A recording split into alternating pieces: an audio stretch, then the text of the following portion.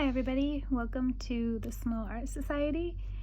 I am new to YouTube and I really wanted to start a channel to start a community for people like me that are not professional artists, do not make money off of our art, but find ways of sneaking it into kind of your day-to-day life.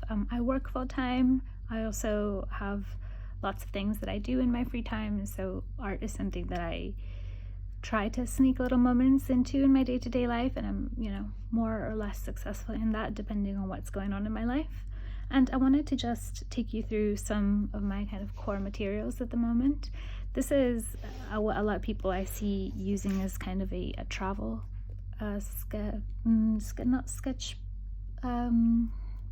a travel pack, basically, to kind of hold all your materials, or travel pencil case, that's the word. And this really contains the core things that I use on more of a kind of day-to-day basis. There are other materials that I use that I keep in a different container, but this is really the things that when I sit down on the couch to do some kind of small paintings or just some small drawings, this is really just holds everything that I use on a day-to-day basis. So I'm going to open this up and kind of show you what's in here. So some of the things that I have in here are some brush pens for watercolor. So I've got two of these. I've got some water brush pens. I think this one's Pentel, yeah, and then this one is, I'm not sure what brand this one is, but it's also made in Japan. It says Kuretake Company. I like them because they're very different in the ways that they work. So I work primarily with watercolors. The Pentel, this one, has a really kind of heavy flow to it. So for when I'm doing kind of larger pieces, I find that this one can be really helpful with that. Whereas this one, the Kuretake, this one I have to really kind of push it in when I want some more water to come through. So a lot of the things that I do are often really, really small, and they fit into these kind of size notebooks. This one is perfect for that, really. But I also have some kind of bigger notebooks here, and when I want to work in these bigger ones, I would use the Pentel because the water flows a little bit better. I have a basic pencil in here, so this is just a Derwent Graphic pencil. It's an H pencil. I do have a whole set of these, but this is the one that I find I like the most to draw with. I also have these little kind of, this one spray bottle. I bought it in a set of 4. And this one is really good for putting some water into my watercolor pens. So I work mostly with these little kind of watercolor sets that I'll show you in a minute. But this is really good to just get them wet and activate the watercolor so that it's ready to go when I'm ready to paint. I also have this in here, but I'm going to be taking this out soon. So this is something that you can use to remove masking fluid. So this goes along with this little pen that I have here. So this one, you kind of have to shake it up, and it has the replacement nib here, and also, the main nib. And this is really good for making sure that you're keeping specific areas of the painting that you're working on a true white, essentially, or whatever color the paper you're working with is. This is really good because with watercolor, sometimes it's difficult to control where things go, where the water is going to go. And so I like to use this to make sure that I'm keeping certain places white for as highlights.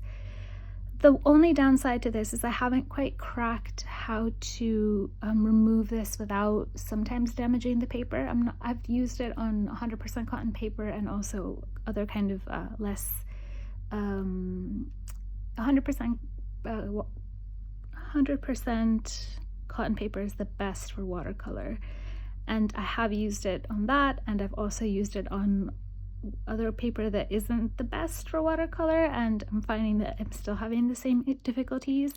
This tool right here is meant to kind of apply masking fluid, so you apply with the brush and then you've got to rinse it off pretty quickly, and this little bit right here is meant to help with getting the masking fluid off. So I've tried to get the masking fluid off with this one and kind of with my finger to rub it out and things like that. I'm still having difficulties with getting this off fully. I'm not entirely sure if it's because I'm not applying enough or if I'm doing it wrong, but yeah, this is something that I'm still kind of trying to figure out how to make it a better, kind of a more effective tool.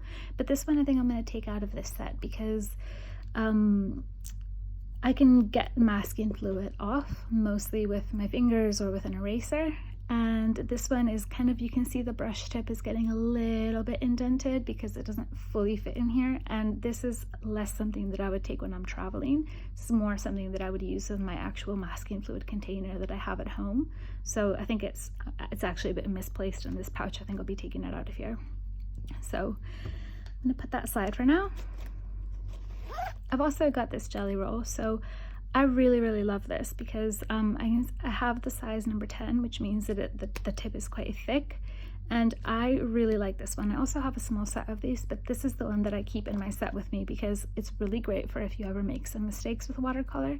You can kind of just erase those with this, and I love it for that. I think it's really helpful. It's also really good for getting highlights back into the piece that you're working on. And then I have a whole little set of different color and different size pens. So the smallest size that I have is this Staedtler 0.05. I love this for the tiny pieces that I do. And then I have a few sizes of the micron. So I have 0.1 in black, and I have 0.5 in black as well. So this is 0.5 and this one is in black. But then I also have a 0.5 in blue because sometimes I really like to draw with blue as well. I love to write with this one, with the blue one. I don't know what it is. Sometimes working on a different color that's not black, I think it looks really nice on paper. And I've done lots of work with this particular color. I'm not sure what color it is, but I've done lots of work with this color and I absolutely love it. So I always keep one of these in all my materials. And the 0.5 is the size that I like best in that particular shade of blue. And the last micron that I have in here is a graphic marker, and this one is the size is 1. And I love this one when I'm kind of working on bigger pieces because I can get a really lovely line out of it. So this is a really nice one to use sometimes.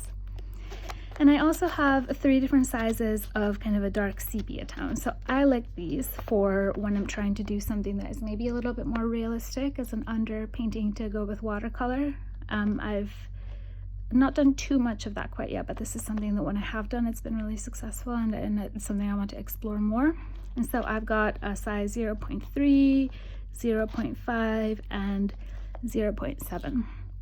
And I really like these.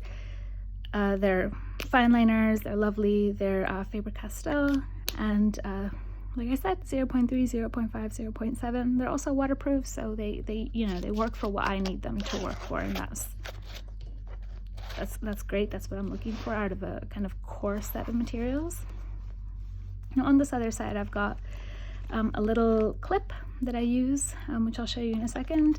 I also always carry a little toothpick to kind of, sometimes if my watercolors get a bit too wet and they kind of start going all over the place, or if I want to just kind of mix them up and kind of, sometimes what happens is in some of these little travel palettes, you kind of put your nib into the color and then you might start seeing something like that where you have a little kind of hole. So what I might do is I kind of will wet my palette here, and I'll kind of mix the color up to kind of remove that sometimes. You can see that I've got some kind of other colors in here for some of these. I just haven't cleaned it from when I used it a couple days ago. So I like this one for that. And I've got some cotton buds just to kind of keep this all clean, which I also really like. I keep my kneaded eraser in this little container. I love this little container. It basically means that my kneaded eraser isn't kind of sticking to things and isn't kind of getting all gross and having little bits of fabric or whatever stick to it. So I love this little thing. It's quite big really for the kind of work that I do. I do lots of smaller things, so it is quite big. I could probably cut this down a little bit, a third, and then find a smaller container, and maybe at some point I will do that, but for now this is perfect. I also carry a little pencil sharpener here in case I ever need to sharpen my pencil. Like you saw, I took this Go Draw travel palette out of this little section right here. I love this little travel palette. This one I use when I'm working on kind of bigger things. I usually attach this clip to whatever sketchbook I'm working in. So usually I'm working in something that is a little bit bigger than this, but I also really like these kind of smaller sizes.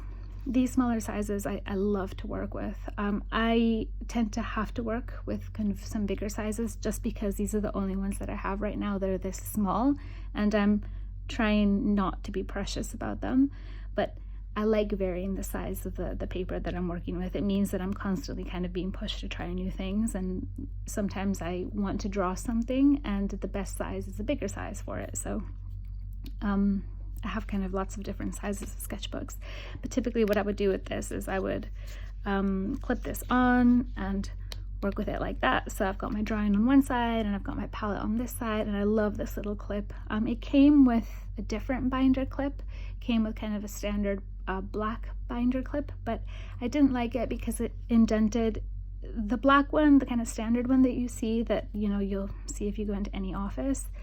I find that just indents my paper and it indents the front of my notebook as well. I love this one because it's a lot more gentle. And so I kind of, you know, when I'm painting, I use it like that. And I also use the same kind of setup when I'm using a bigger notebook as well. It works great on the small format, but it also works really well in a large format. And like I mentioned, this is a Go Draw palette. So this is comes from Russia. And it takes a long time to arrive. So I live in the UK, and I believe this one maybe took 7 weeks to arrive. It took a lot longer than we expected it to, but the shipping was tracked, and so I was able to see where it was most of the time, and I liked that I could kind of see where it was in its journey. I found it interesting to follow it along, and obviously that made it really exciting when I finally did get here. But these don't come with any watercolors in there. You've got to put that in yourself. The ones that I have in here, all of these are Cotman Winsor & Newton watercolors, except for this yellow right here. This is Naples yellow, and this is the first professional color that I've purchased in watercolor, and it's also Winsor & Newton. I'm definitely ready to start exploring more with the professional grade watercolors. I just haven't so much at the moment because I still have a lot of pigment in my Cotman's watercolors. So at some point when I'm running low on these colors, I probably will start switching them in for professional grade watercolors at this point. I feel like I haven't seen the real benefits of using a professional color so far. You know, I haven't seen most of the benefits because when I'm mixing this professional color, I'm having to mix with Cotman's. And so when I use this color on its own, when I use Naples yellow on its own, it is beautiful. I love it. And I can see the difference in quality between the student grade and the professional grade and the artist quality. But when I have to mix Naples yellow with everything else, the yellow is so pigmented, it overpowers some of the other colors. And that really just shows me that for me at this point in my kind of art journey, I'm ready to start investing in artist grade watercolors. So I'm really looking forward to getting through my Cotman set and being, you know, ready to purchase, kind of swapping them out whenever they're ready. There's some colors that I use a lot more than others. Lemon yellow I don't tend to use too much, but I like to keep a cool yellow in here. My cadmium yellow is not seen on this palette, but I'm running really low on that one. So once I finish that one, I'm going to be buying a professional grade. Actually, I might not replace that one actually, because my Naples yellow does, you know, fits in with a warm yellow, so I might not need to replace it. But that's kind of my thought process with these at the moment. What else do I have in here?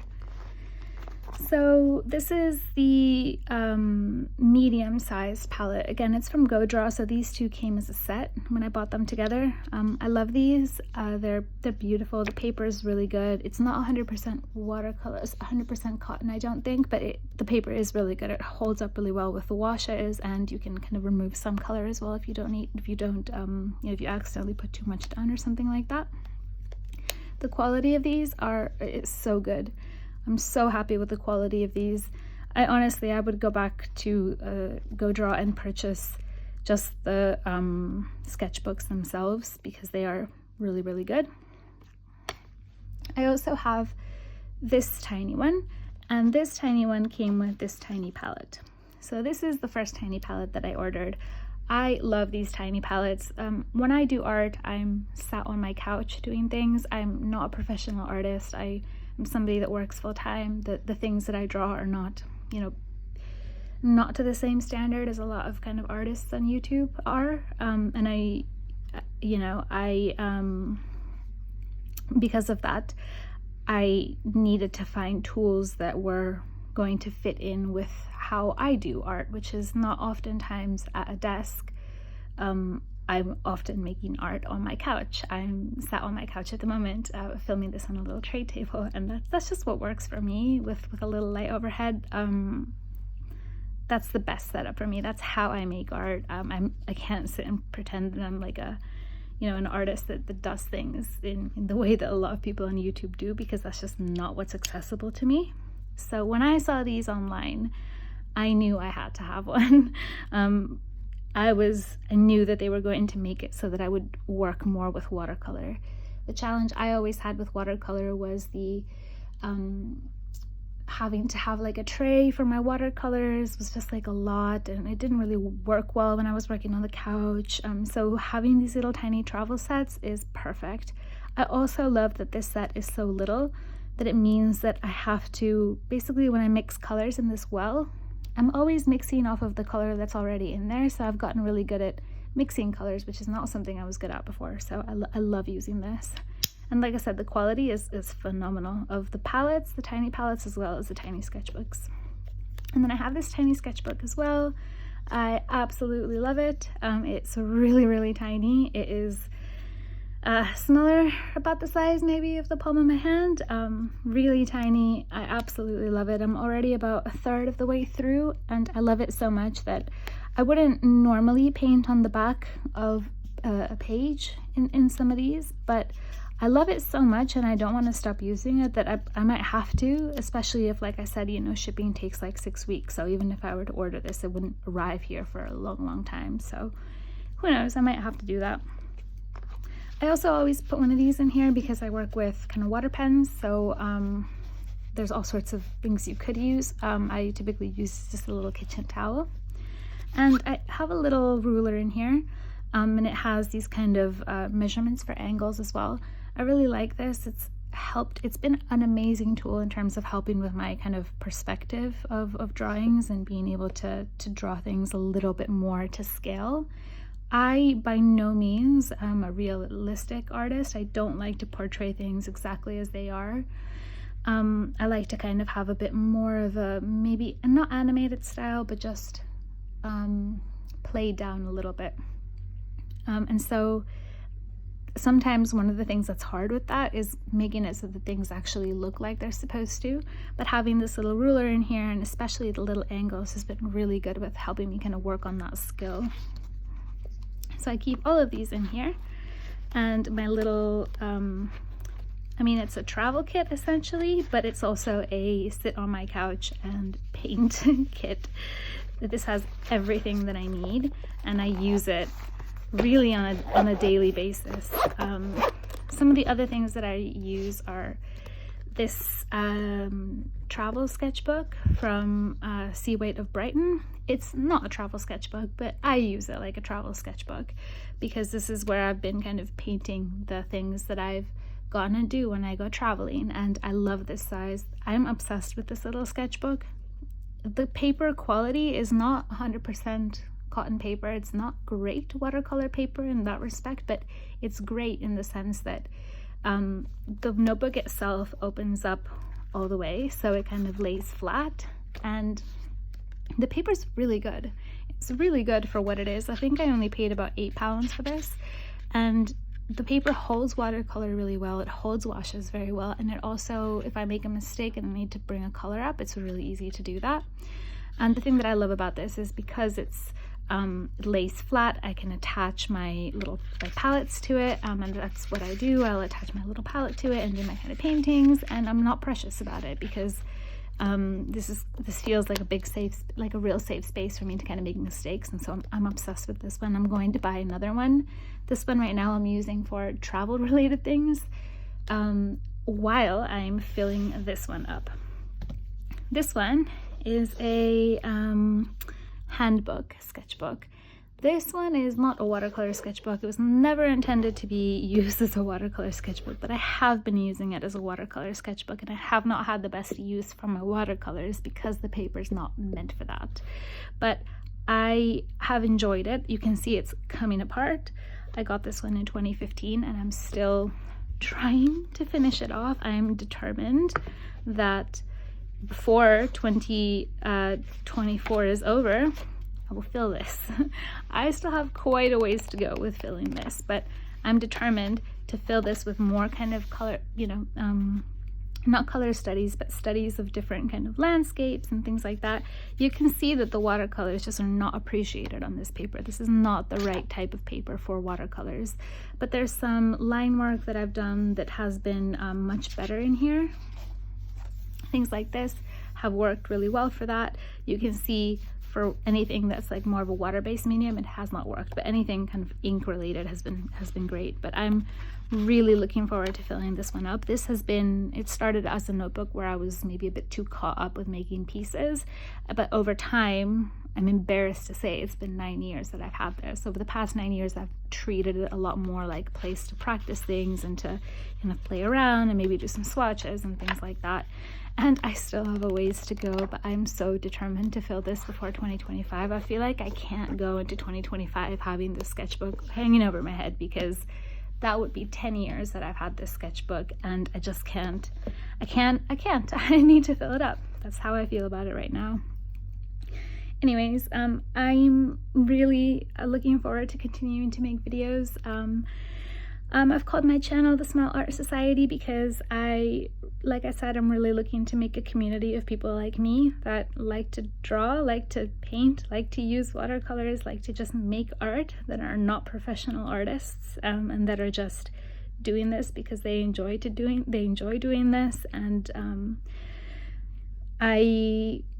I'd like to kind of connect with more people like me. I definitely don't have anybody in my personal life that enjoys this kind of stuff the way I do, so I'm looking to find a community and start a community like that. So if you're interested in joining me and coming along for the ride, please give this video a like, follow, or drop a comment, and I'm looking forward to continuing to make these and telling you a little bit more about my journey, and so showing you some of the things that I've been working on.